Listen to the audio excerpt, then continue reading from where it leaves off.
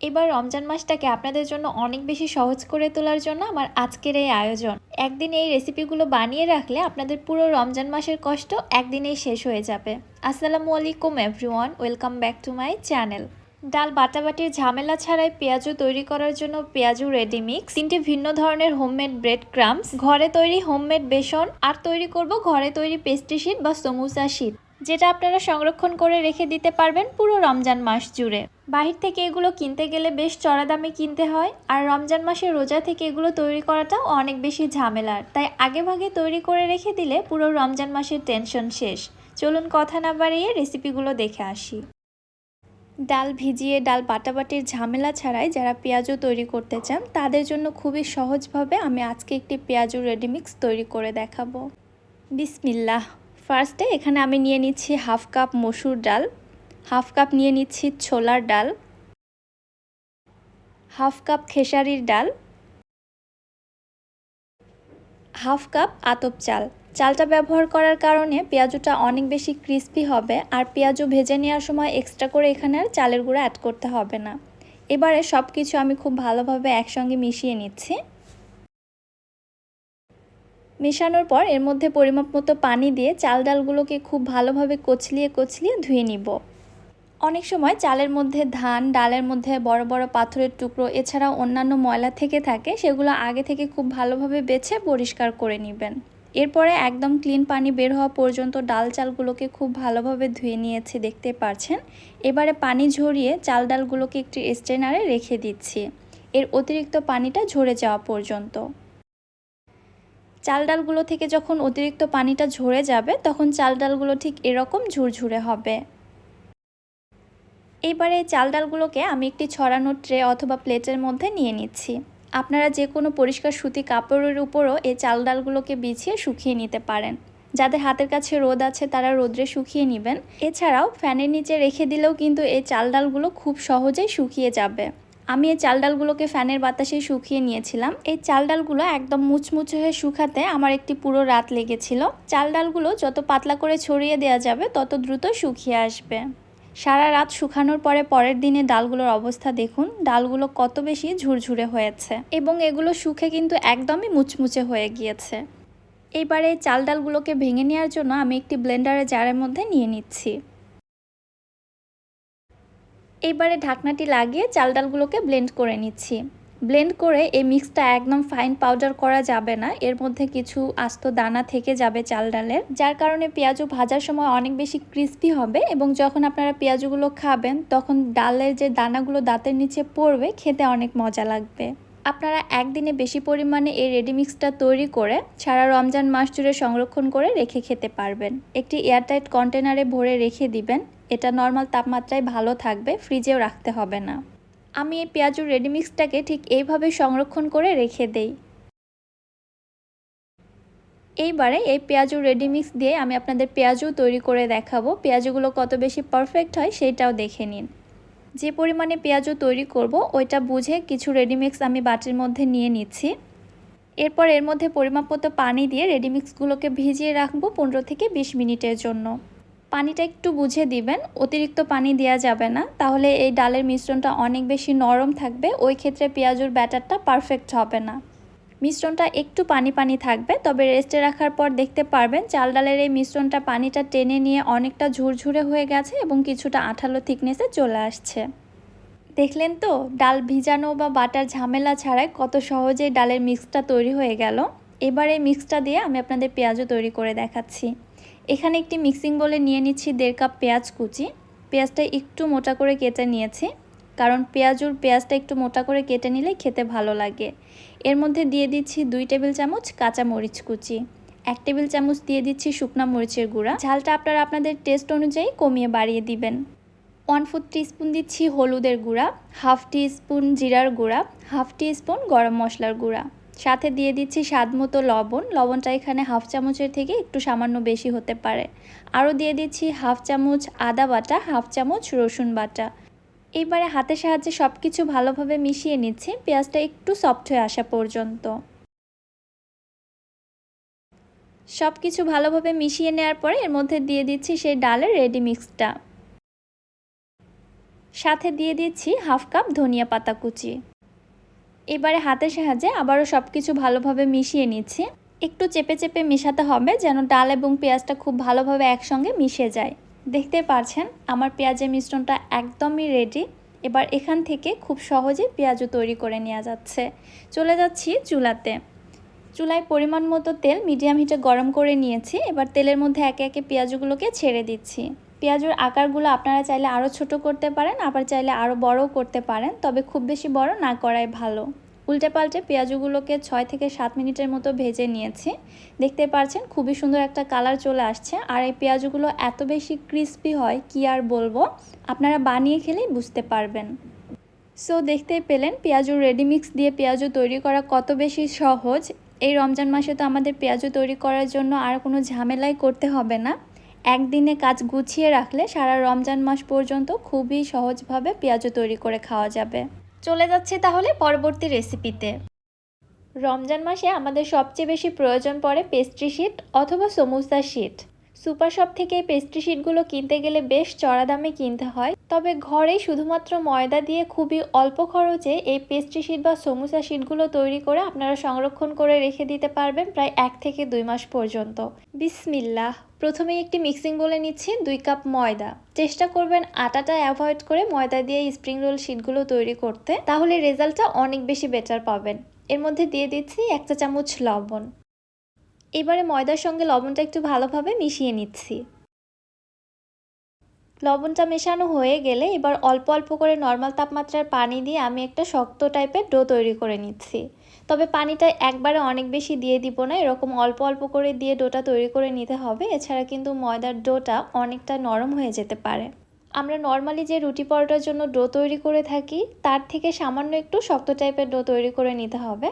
ডোটা যেন খুব একটা বেশি নরম না হয় এদিকটা অবশ্যই খেয়াল রাখবেন। ডোটা তৈরি হওয়ার পর প্রায় 1 মিনিটের মতো খুব ভালোভাবে মুথে নিয়েছি আর ডোটা ঠিক এরকম শক্ত হবে দেখুন। আশা করছি আপনারা বুঝতে পেরেছেন। এবার একটি ভেজা কিন্তু নেংড়ানো কিচেন টাওয়াল দিয়ে ডোটাকে ঢেকে রেস্টে রেখে দিচ্ছি 10 থেকে 15 মিনিটের জন্য। ফিরে আসছি 10-15 মিনিট পর। প্রায় 15 মিনিট পর ডোটা অনেকটাই সফট হয়ে এসেছে। আবারও ডোটিকে আমি 1 থেকে 1.5 মিনিটের জন্য খুব ভালোভাবে মুথে নিচ্ছি। এবারে ডো থেকে ছোট করে লেচি কেটে নিচ্ছি। পেস্ট্রি শিট কিন্তু অনেকটাই পাতলা হয়ে থাকে, অবশ্যই খেয়াল রাখবেন। ডোটা কিন্তু একদম বড় করে নেওয়া যাবে না, যেমনটা আমরা রুটি পরোটার জন্য নিয়ে থাকি। ডোটা ঠিক এরকম ছোট করে নিতে হবে। বাকি ডোটা আমি কিচেন টাওয়াল দিয়ে ঢেকে রেখেছি এবং এই ডোটা থেকে ছোট করে একটি রুটি বেলে নিচ্ছি। রুটিটা কিন্তু এরকমই ছোট এবং মোটা হবে, ফার্স্টে এগুলোকে পাতলা করে বেলে নেওয়া যাবে না। ঠিক এরকম ছোট করে একটি রুটি বেলে নেওয়ার পর এর উপরে আমি তেল ব্রাশ করে দিচ্ছি। তেল ব্রাশ করা হয়ে গেলে উপর থেকে ডাস্ট করে দিচ্ছি কর্নফ্লাওয়ার। কর্নফ্লাওয়ারের পরিবর্তে আপনারা এখানে ময়দাও ব্যবহার করতে পারবেন, তবে কর্নফ্লাওয়ারটা ব্যবহার করলে রেজাল্ট খুব বেশি ভালো পাওয়া যায়। অন্যদিকে আমি আরও 4 থেকে 5টি এরকম ছোট সাইজের রুটি বেলে নিয়েছি। সবগুলো রুটির সাইজ কিন্তু একই সাইজের হবে। কর্নফ্লাওয়ার ডাস্ট করে দিয়ে আমি আরও একটি রুটি বসিয়ে দিলাম। সেম একইভাবে এই রুটির উপরে আমি আবারও তেল ব্রাশ করে দিচ্ছি এবং তেল ব্রাশ করা হয়ে গেলে কর্নফ্লাওয়ার ডাস্ট করে দিচ্ছি। সেম একই প্রসেস ফলো করে আমি এইভাবে পরপর রুটি বসাতেই থাকবো। সর্বোচ্চ 10টা পর্যন্ত রুটিও আপনারা এইভাবে বসিয়ে নিতে পারবেন, তবে আমি অতগুলো দিচ্ছি না, আমি মোটে 5টি রুটি এখানে পরপর বসিয়ে দিচ্ছি। সর্বশেষে যে রুটিটা দিয়ে দিচ্ছি তার উপরে কোনো প্রকার তেল বা কর্নফ্লাওয়ার দেওয়ার প্রয়োজন নেই। জাস্ট রুটিটা দিয়ে হাতের সাহায্যে এভাবে চেপে চেপে রুটিগুলোকে একটু ফ্ল্যাট করে নেওয়ার চেষ্টা করছি। হাতের সাহায্যে একটু ফ্ল্যাট করে নিয়ে আমি বেলুনের সাহায্যে বেলে নিচ্ছি। এই পর্যায়ে এসে রুটিটা বেলতে কিন্তু একটুও প্যারা মনে হয় না, খুবই ইজিলি রুটিগুলো বেলে যায়। যতটা সম্ভব রুটিটাকে বেলে বড় করে নিতে হবে এবং পাতলা করে নিতে হবে। রুটিটাকে বেলে আপনি যত বেশি বড় বা পাতলা করে নিতে পারবেন, পেস্ট্রি শিট বা সমুসা শিটগুলো তত বেশি পাতলা এবং পেপারের মতো হবে। আমি বেশ বড় করে একটি রুটি বেলে নিয়েছি। এবারে চলে যাচ্ছি চুলাতে। চুলায় একটি তাওয়া একদম লো হিটে গরম করে নিয়েছি। অতিরিক্ত হিটে তাওয়াটা গরম করা যাবে না, একদম লো হিটে এটাকে গরম করে নিতে হবে এবং চুলার হিট একদম লোতে রেখে রুটিটা দিয়ে উল্টে পাল্টে নিতে হবে। এক পাশ থেকে উল্টিয়ে নিলে দেখতে পারবেন অপর পাশে রুটিটার কালার চেঞ্জ হয়ে গেছে। তখন হাতের সাহায্যে এভাবে টেনে নিলেই খুবই ইজিলি এটা উঠে আসবে। আবারও উল্টিয়ে দিয়ে দেখতে পাচ্ছেন এই পাশের রুটিটাও কিন্তু হয়ে এসেছে, মানে কালার চেঞ্জ হয়ে গেছে। কালারটা যখন এরকম হয়ে আসবে তখন অপর পাশের রুটিটাও উঠিয়ে নেবেন। এইভাবে পরপর উল্টিয়ে দিব এবং একটি করে রুটি উঠাতে থাকবো। দেখতেই পাচ্ছেন এই শিটগুলো কত বেশি পাতলা এবং ট্রান্সপারেন্ট হয়েছে। অপর পাশে আমার হাত এবং স্প্যাচুলাটা কিন্তু স্পষ্ট বোঝা যাচ্ছে। একইভাবে আমি আরও একটি রুটি বেলে নিয়েছিলাম, ঠিক একইভাবে এটা আমি সেঁকে নিচ্ছি। এক পাশ থেকে সেঁকে নেওয়ার পরে উল্টে পাল্টে একটি করে রুটি উঠিয়ে নিচ্ছি। এই কাজটি করতে একদমই সময় লাগে না, একটি করে শিট হতে প্রায় 2 থেকে 3 সেকেন্ডের মতো সময় লাগে। জাস্ট একটি করে শিট উঠাবেন এবং রুটিটা উল্টিয়ে দিবেন, দিয়ে আবারও শিট উঠাবেন এবং রুটি উল্টিয়ে দিবেন। এই সময়ের মধ্যেই কিন্তু হয়ে যায়, এক্সট্রা আর কোনো সময় লাগে না। মাশাআল্লাহ, পেস্ট্রি শিট বা সমোসা শিটগুলো কত বেশি পারফেক্ট হয়েছে আপনারা তো দেখতেই পাচ্ছেন। অপর পাশ থেকে আমার হাতের আঙুলগুলো কিন্তু স্পষ্ট বোঝা যাচ্ছে। এগুলো একদম কাগজের মতোই পাতলা হয়েছে। আমি হাতের মুঠোর মধ্যেও নিয়ে নিচ্ছি, দেখুন এটা কতটা পারফেক্ট। আপনারা যদি পেস্ট্রি শিটগুলোকে আরও বেশি পাতলা করতে চান তাহলে রুটিটাকে আরও বড় করে পাতলা করে বেলে নেবেন, তাহলে এগুলো আরও বেশি পাতলা হবে। এই শিটগুলো দিয়ে কত ইজিলি স্প্রিং রোল তৈরি করে নেওয়া যাচ্ছে, জাস্ট দেখুন। আমি এখানে কোনো রকম পুর ছাড়াই আপনাদের জাস্ট ভাঁজটা দিয়ে দেখাচ্ছি। আপনারা ভেতরে পুর দিয়ে এইভাবে ইজিলি তৈরি করে নিতে পারবেন। এবার আমি শিটগুলো কেটে সমোসা শিট তৈরি করে নিচ্ছি। সাইডের যে এক্সট্রা অংশগুলো আমি কেটে নিলাম এগুলো ফেলে দেওয়ার কোনো প্রয়োজন নেই, এগুলো তেলে ভেজে আপনারা সমুচার পুরেও ব্যবহার করতে পারবেন। এছাড়াও এগুলো কিন্তু এমনি থেকে খেতেও অনেক বেশি মজা লাগে। এনিওয়ে, এই শিটটা দিয়েও আমি আপনাদের একটা স্প্রিং রোল তৈরি করে দেখাচ্ছি। ঠিক এরকম করে ভাঁজ করে নিলেই কিন্তু স্প্রিং রোলটা তৈরি করা যায়। জাস্ট এর ভিতরে আপনাদের পছন্দ মতো পুর ব্যবহার করলেই হবে। স্কোয়ার করে কেটে নেওয়ার পর মাছ বরাবর আরেকবার কেটে নিলে এগুলো এখন সমোসা শিট হিসেবে তৈরি হয়ে গেছে। আলহামদুলিল্লাহ, আমার এই রেসিপিটা এত বেশি পারফেক্ট, আপনারা একবার এইভাবে বাসায় পেস্ট্রি শিট বা সমোসা শিটগুলো তৈরি করে নিলে 100% স্যাটিসফাইড হবেন। এই শিটগুলো দিয়ে আপনারা কিভাবে সমোসা তৈরি করবেন সেটাও আপনাদের দেখিয়ে দিচ্ছি। সমোসা তৈরি করার জন্য কিভাবে ভাঁজটা দিতে হয় আপনারা একটু চোখে দেখে বুঝে নিন, তাহলেই বুঝতে পারবেন, এটা আসলে বলে বোঝানো কঠিন। এইভাবে ভাঁজ দিয়ে নেওয়ার পর ভেতরে ইচ্ছে মতো পুর দিয়ে মুখটাকে সিল করে দিতে হবে। তবে তার জন্য অবশ্যই এখানে সামান্য ময়দার গ্লু দিয়ে এভাবে সিল করে নিতে হবে, তাহলে এটা আর খুলে আসবে না ভাজার সময়। মাশাআল্লাহ, দেখতেই পাচ্ছেন কত ইজিলি সমোসাও তৈরি করে নেওয়া যাচ্ছে। এইভাবে আপনারা সমুচা বা স্প্রিং রোল তৈরি করে সংরক্ষণ করে রেখে দিতে পারবেন। এছাড়াও এই শিটগুলোকে এইভাবে কেটে নেওয়ার পরে একটি জিপলক ব্যাগে ভরে আপনারা 1 থেকে 2 মাস পর্যন্ত ডিপ ফ্রিজে সংরক্ষণ করে রেখে দিতে পারবেন। তাহলে চলে যাচ্ছি পরবর্তী রেসিপিতে। এইবার রোজায় বাজার থেকে অস্বাস্থ্যকর বেসন না কিনে একদম ঘরেই তৈরি করে নিন পারফেক্ট এবং স্বাস্থ্যসম্মত হোমমেড বেসন। এই বেসনটা যে শুধু স্বাস্থ্যসম্মত হবে তা কিন্তু না, এই বেসনটা দিয়ে আপনারা আলুর চপ, বেগুনি এছাড়া অন্যান্য যে কোনো স্ন্যাক্স আইটেম তৈরি করে নিতে পারবেন, সেটা হবে একদম পারফেক্ট। অনেক সময় বাজার থেকে বেসন কিনে আনলে সব ধরনের বেসন দিয়ে সব রেসিপি পারফেক্ট হয় না, তবে ঘরেই এইভাবে বেসনটা তৈরি করে নিলে বেসন হবে একদম পারফেক্ট এবং আপনারা একদিন বানিয়ে সংরক্ষণ করে রেখে দিতে পারবেন পুরো রমজান মাস জুড়ে। বিসমিল্লাহ। বেসন বানানোর জন্য প্রথমে আমি নিয়ে নিচ্ছি এখানে হাফ কাপ মসুর ডাল, হাফ কাপ মুগ ডাল,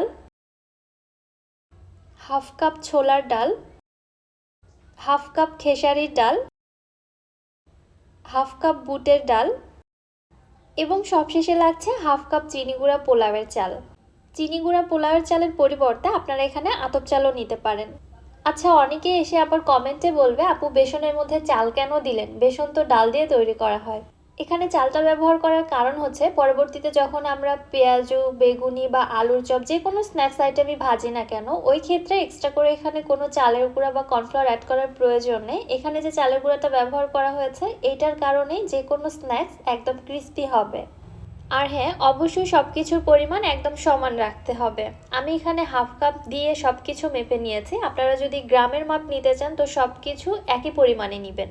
চাল ডালগুলোকে একসঙ্গে ভালোভাবে মিশিয়ে নিয়ে অন্য একটি মিক্সিং বোলের মধ্যে ট্রান্সফার করে নিলাম। এবার এখানে নর্মাল তাপমাত্রার পানি দিয়ে চাল ডালগুলোকে আমি কচলিয়ে কচলিয়ে কয়েকবার পানি পরিবর্তন করে ধুয়ে নিব, যতক্ষণ না এগুলো স্বচ্ছ পানি বের হচ্ছে। হাতের সাহায্যে এইভাবে ডলে ডলে বা কচলে কচলে ধুয়ে নিতে হবে, যতক্ষণ পর্যন্ত না সাদা পানিটা বের হওয়া বন্ধ হচ্ছে ততক্ষণই কিন্তু এভাবে ধুয়ে নিতে হবে। কয়েকবার পানি পরিবর্তন করে ধুয়ে নিতে নিতেই ঠিক এরকম ক্লিন স্বচ্ছ পানি বের হয়েছে। অলমোস্ট আমার চাল ডালগুলো একদম ক্লিন হয়ে গেছে। এবারে পানি থেকে ঝরিয়ে চাল ডালগুলোকে আমি একটি স্ট্রেনারে রেখে দিচ্ছি এর এক্সট্রা পানিটা ঝরে যাওয়ার জন্য। প্রায় 10 মিনিট রেখে দিব, এর মধ্যে এক্সট্রা পানিটা ঝরে যাবে। 10 মিনিট পরে এগুলোকে আমি একটি ট্রের মধ্যে নিয়ে নিচ্ছি। এখানে যেটা করতে হবে, চাল ডালগুলোকে একদম মুচমুচে করে শুকিয়ে নিতে হবে।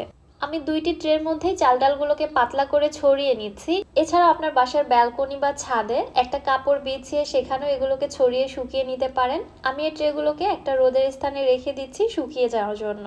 এই কাজটা একটু সকাল সকাল করার চেষ্টা করবেন, তাহলে সারাদিনের রোদে চাল ডালগুলো একদম মুচমুচে হয়ে শুকিয়ে যাবে। তবে হ্যাঁ, অনেকের বাসায় আবার রোদের ব্যবস্থা থাকে না, তারা যেটা করবেন ফ্যানের বাতাসের নিচে এগুলোকে পাতলা করে ছড়িয়ে শুকিয়ে নিতে পারবেন। ফ্যানের বাতাসের নিচেও এগুলো শুকাতে একদমই সময় লাগে না, 5 থেকে 7 ঘন্টার মধ্যে শুকিয়ে আসে। যদি আপনি রাত্রে রেখে দেন তাহলে পুরো রাতের মধ্যে এগুলো খুব সুন্দরভাবে শুকিয়ে যাবে। চাল ডালগুলো শুকিয়ে আসার পরে দেখুন এগুলো কতটা ঝরঝরে হয়েছে এবং এগুলো কিন্তু অনেক বেশি ক্রিস্পি হয়ে গেছে, এর মধ্যে কোনো পানি নেই। আমার এখানে একদিনের রোদে এগুলো খুব সুন্দরভাবে শুকিয়ে গেছে। বেসন যদি আপনি বেশি দিন পর্যন্ত সংরক্ষণ করে রেখে দিতে চান তাহলে অবশ্যই চাল ডালগুলোকে খুব ভালোভাবে শুকিয়ে নিতে হবে। তবে আপনারা চাইলে এই অবস্থাতেও বেসনের প্রিমিক্সটা সংরক্ষণ করে রেখে দিতে পারেন, যে কোনো আইটেম তৈরি করার আগে ব্লেন্ডারে ব্লেন্ড করে নিলেই হবে। তবে আমি সেটা করব না, আমি আপনাদের সরাসরি বেসন তৈরি করে দেখাচ্ছি। এখান থেকে কিছু চাল ডালের মিশ্রণ একটি ব্লেন্ডারে জারে নিয়ে এগুলোকে খুব ভালোভাবে ব্লেন্ড করে নিব একদম গুঁড়ো হয়ে আসা পর্যন্ত। একটু সময় লাগবে, যদি আপনার ব্লেন্ডার ভালো হয় তাহলে খুব একটা প্যারা নিতেই হবে না, খুব ইজিলি এগুলো ব্লেন্ড হয়ে যাবে। ব্লেন্ড করার পরে দেখুন কতটা পারফেক্ট হয়েছে বেসনগুলো, বাজারের থেকেও অনেক বেশি ভালো টেক্সচার এবং কালার এসেছে। এবারে বেসনগুলোকে আমি চেলে নিচ্ছি, এর মধ্যে চাল ডালের যে এক্সট্রা দানা অংশগুলো থাকবে ওগুলোকে আলাদা করে ফেলতে হবে।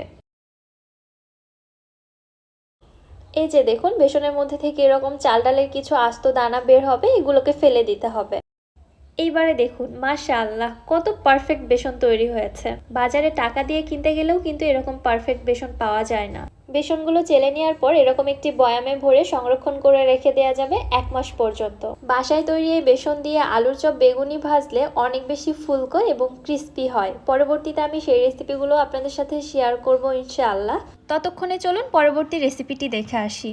শত শত টাকা খরচ করে বাইরে থেকে ব্রেড ক্রাম্বস না কিনে মাত্র 30-40 টাকা খরচ করে ঘরে যে ব্রেড ক্রাম্বস তৈরি করা যায়, এটা কি আপনারা জানেন?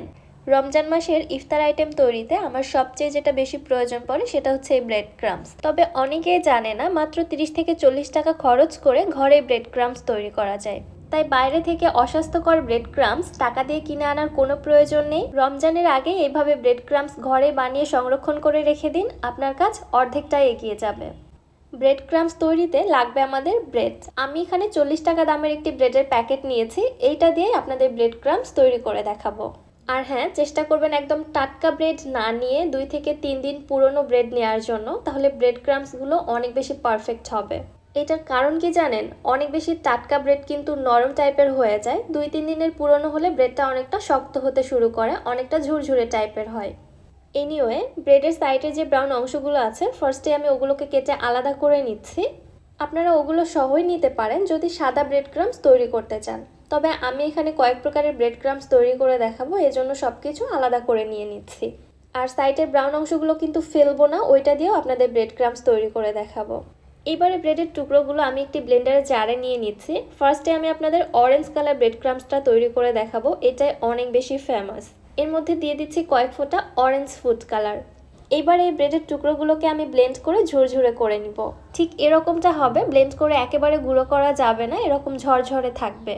ব্রেড ক্রাম্বসের টেক্সচারটা যেমন হয় আর কি, ঠিক ওরকম টেক্সচার আসা পর্যন্তই কিন্তু ব্লেন্ড করে নিতে হবে। অনেক বেশি বড় টুকরোও রাখা যাবে না, আবার একেবারে গুঁড়ো করেও ফেলা যাবে না। একইভাবে কিছু সাদা ব্রেড স্লাইসও আমি এখানে ব্লেন্ড করে নিয়েছি, এখানে কিন্তু কোনো কালার ইউজ করিনি। এবারে ব্রেডের সাইডে যে ব্রাউন অংশগুলো কেটে আমি আলাদা করে রেখেছিলাম ওইগুলো ব্লেন্ডারে জারে নিয়ে নিচ্ছি, এবং ব্রেডের একদম নিচের যে ব্রাউন স্লাইসটা থাকে ওইটাও কিন্তু ফেলবো না, ওইটাও আমি এখানে ছিঁড়ে দিয়ে দিচ্ছি। এক কথায় ব্রেডের কোনো অংশ এখানে ফেলবার নয়, সব কিছু দিয়ে ব্রেড ক্রাম্বস তৈরি করা যায়। এবার এর মধ্যে দিয়ে দিচ্ছি আমি কয়েক ফোঁটা ইয়েলো ফুড কালার, এটা আমি হলুদ ব্রেড ক্রাম্বস তৈরি করব। আচ্ছা, আপনারা আপনাদের ইচ্ছে মতো যে কোনো কালারেই কিন্তু এইভাবে ব্রেড ক্রাম্বস তৈরি করে নিতে পারেন, তবে মেইনলি যে কালারের ব্রেড ক্রাম্বস হয় আর কি, আমি সেই কালারগুলোই আপনাদের তৈরি করে দেখাচ্ছি। বাই দ্য ওয়ে, আমার এগুলো ব্লেন্ড করা হয়ে গেছে, দেখুন কত সুন্দর কালার চলে আসছে এবং কত সুন্দর একটা টেক্সচারও চলে আসছে। অলরেডি মনে হচ্ছে এগুলো ব্রেড ক্রাম্বস তৈরি হয়ে গেছে। তবে এইভাবে তো এগুলোকে সংরক্ষণ করে রাখা যাবে না, সংরক্ষণ করে রাখার জন্য যে পদ্ধতিটা অবলম্বন করতে হবে চলুন সেটা দেখে আসি। চুলায় একটি শুকনো প্যানে ফার্স্টে আমি ইয়েলো কালারের ব্রেড ক্রাম্বসটা নিয়ে নিচ্ছি। চুলার হিট একদম লোতে রেখেছি। এই লো হিটে এবার ব্রেড ক্রাম্বসগুলোকে সময় নিয়ে ভেজে নিতে হবে। চুলার হিট একদমই বাড়ানো যাবে না, তাহলে কিন্তু এগুলো দ্রুত পুড়ে গিয়ে কালারটা নষ্ট হয়ে যাবে। চুলার হিটটাকে খুব ভালোভাবে মেনটেন করতে হবে। এইভাবে ভেজে নিতে নিতে ব্রেডের মধ্যে যে ময়েশ্চারটা থাকবে ওইটা একদম টেনে ব্রেড ক্রাম্পস ঝরঝরে বা করকরে হয়ে আসবে। এতে করে ব্রেড ক্রাম্পসের শেলফ লাইফ বেড়ে যাবে। দেখতে পাচ্ছেন ভেজে নিতে নিতে ব্রেড ক্রাম্পসগুলো অলরেডি একদম ঝরঝরে হয়ে এসেছে এবং আপনারা হাতে নিয়ে টাচ করলে বুঝতে পারবেন এগুলো একদম মুচমুচে হয়ে গেছে। ব্রেড ক্রাম্পসগুলো এই পর্যায়ে আসতে প্রায় 8 থেকে 10 মিনিটের মতো সময় লেগেছে, এর থেকে বেশি সময় লাগে না। এগুলোকে আমি চুলা থেকে নামিয়ে এক সাইডে রেখে দিচ্ছি। এবার চলুন আপনাদের একটি ডেমো দেখাই। একইভাবে আমি আপনাদের অরেঞ্জ কালারের ব্রেড ক্রাম্পসটাও তৈরি করে দেখাচ্ছি, তবে একটু লক্ষ্য করলে বুঝতে পারবেন। দেখুন এই ব্রেড ক্রাম্পসটা প্যানে দেওয়ার পর কিন্তু এরকম দলা বেঁধে গেছে। এটার কারণ হচ্ছে চুলার হিটটা একটু বেশি ছিল, মানে প্যানটা অনেক বেশি গরম হয়ে গেছে, যার কারণে এগুলো দেওয়ার সঙ্গে সঙ্গে ব্রেডের ময়েশ্চারটা একদম গলে দলা বেঁধে গেছে। যাই হোক, এটা কোনো প্রবলেম না। কিছুক্ষণ ভেজে নেওয়ার পরে যখন এগুলো ক্রিস্পি হয়ে গেছে ওই পর্যায়ে আমি ব্লেন্ডারে আরও একবার দিয়ে এগুলোকে ব্লেন্ড করে নিয়েছি। ব্লেন্ড করার পরে ঠিক এরকমটা হয়েছে। সো এখানে ঘাবড়াবার কিছুই নেই। আপনারা যদি এরকম সমস্যা ফেস করেন তাহলে এইভাবে ব্লেন্ড করে নেবেন, তাহলেই হবে। আমার এই ব্রেড ক্রাম্পসগুলোও তৈরি করা হয়ে গেছে। দেখুন কতটা ঝরঝরে এবং ক্রিস্পি হয়েছে। এগুলো আমি চুলা থেকে নামিয়ে এক সাইডে রেখে দিচ্ছি। একইভাবে আপনাদের সাদা ব্রেড ক্রাম্পসটাও তৈরি করে দেখাচ্ছি। এবারে কিন্তু প্যানটা আর খুব বেশি গরম করিনি, চুলার হিট একদম লোতে রেখে এগুলো আমি ভেজে নিচ্ছি। যেহেতু এটা সাদা ব্রেড ক্রাম্পস, অবশ্যই চুলার হিটটাকে মেনটেন করে রাখবেন, কারণ এগুলোর মধ্যে কিন্তু খুব দ্রুত কালার চলে আসবে। সাদা ব্রেড ক্রাম্পসের ক্রাম্পস বা টুকরোগুলো আমার কাছে একটু বড় মনে হয়েছে। এগুলো ভেজে নেওয়ার পরে আবারও ব্লেন্ডারে দিয়ে সামান্য একটু ব্লেন্ড করে একদম ঝুরঝুরে করে নিয়েছি। ফাইনালি আমার 3 কালারেরই ব্রেড ক্রাম্পস রেডি। কি দেখে মনে হচ্ছে না মাত্র বাজার থেকে কিনে এনেছি? তবে আপনারা তো দেখতেই পেলেন একদম সরাসরি আমি বাসাতেই আপনাদের কত সহজে এগুলো তৈরি করে দেখালাম। এখন কি আর প্রয়োজন আছে বলুন তো বাজার থেকে চড়া দামে ব্রেড ক্রাম্পস কিনে আনার? মাত্র 30-40 টাকা খরচ করলে ঘরে যে এত নামি দামি জিনিস সহজেই তৈরি করা যায় সেটা অনেকেই জানে না। শুধু তাই না, একবার বানিয়ে এগুলো আপনারা 1 থেকে 2 বছর পর্যন্ত অনায়াসে সংরক্ষণ করে রেখে দিতে পারবেন, একদমই নষ্ট হবে না। তবে তার জন্য এগুলোকে কিন্তু খুব ভালোভাবে ভেজে নিতে হবে। ব্রেড ক্রাম্পসের মধ্যে কোনো যেন ময়েশ্চার না থাকে, এদিকটা খেয়াল রাখবেন। সো দেখেই নিলেন কত ইজিলি অল্প খরচে বাসায় ব্রেড ক্রাম্পস তৈরি করা যায়। রমজানের আগে এভাবে আপনারা বাসায় তৈরি করে সংরক্ষণ করে রেখে দিন। আপনার রমজান মাসের খরচটা যেমন বেঁচে গেল, তেমনি সময়টা অনেক বেঁচে গেল। আশা করছি ভিডিওটি আপনাদের কাছে ভালো লেগেছে। ভিডিও কেমন লাগলো অবশ্যই আমাকে কমেন্ট করে জানাবেন। আজকের মতো তাহলে এখানেই বিদায় নিচ্ছি। সবাই ভালো থাকবেন, সুস্থ থাকবেন। আল্লাহ হাফেজ।